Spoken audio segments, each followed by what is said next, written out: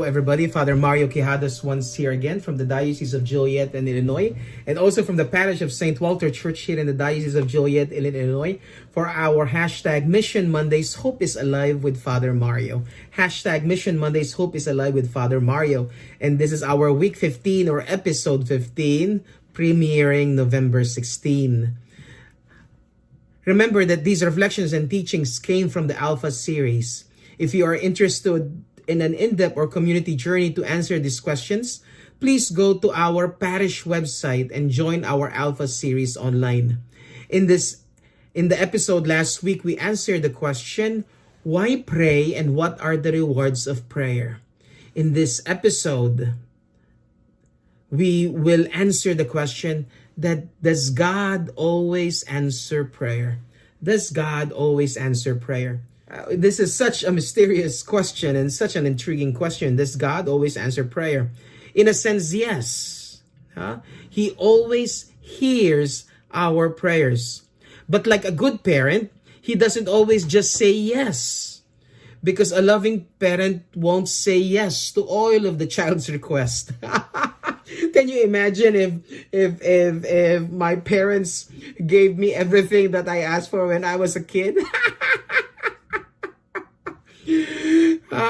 It's like a bit of a traffic lights. Green is a yes, go. Red is no, stop. And yellow is wait. So green, if you like, are all these prayers that I can look back in my prayer life. And you know, in my prayer life, there are so many. But then sometimes, you know, there are the ones that I was answered no. And I realized in my life, why was it answered no? First, the yes prayers. I became a priest.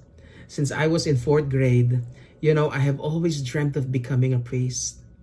I've always, I always been a person of joy, and that has always been my prayer. You know, it's not only a practice kind of deal, but it's really a dream that I ask for every day. That you know, that I be a joyful priest. And one of those prayers too is that has always been answered is that I have always been given great people to serve. You know, from Bolingbrook 2000 to 2005, my first love, which is St. Francis in Bolingbrook. And then, you know, the people of Immaculate Conception in Elmhurst. Then here for 3 years, wonderful years. And then, you know, off to Kankakee to be their pastor.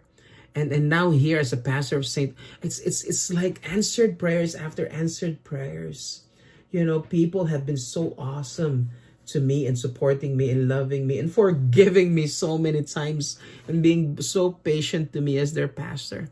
Then I have been given such a great family. I mean, it's those prayers that have been answered by God, but there are also prayers that have been answered by God and the answer was no. I always wanted to win the lottery. And my rationale has always been, Lord, so I can help more people. But really, if I win the lottery, there's a temptation. Probably you would leave the priesthood, Mario. Be engulfed in riches, Mario. There have always been times in my head that I wanted my enemies dead. See how I'm confessing right now? I'm such a normal individual. Or the many times that I've asked, and the answer was no. But see, look at this church. It's good to be able to receive the answer yes, and also good to receive the answer no. He knew what was best for me. But there are times when it's not at all clear why the answer is no. And we may never understand the reason why. And that can be really hard. I think of an occasion some years ago when I was playing squash with one of my very best friends, Mick Hawkins. He just played a beautiful backhand drive, and as he turned to play the forehand, he just dropped dead of a heart attack. And I have never cried out to God more than I did in that moment. He has 6 children. The youngest was 6 and the oldest was 18. And we had to tell each of these children it was the most painful thing.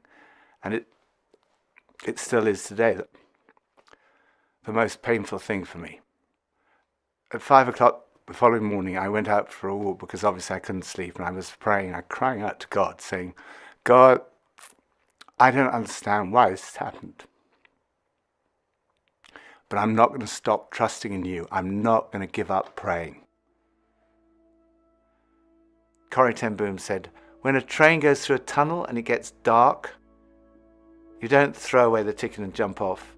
You sit still and trust the driver.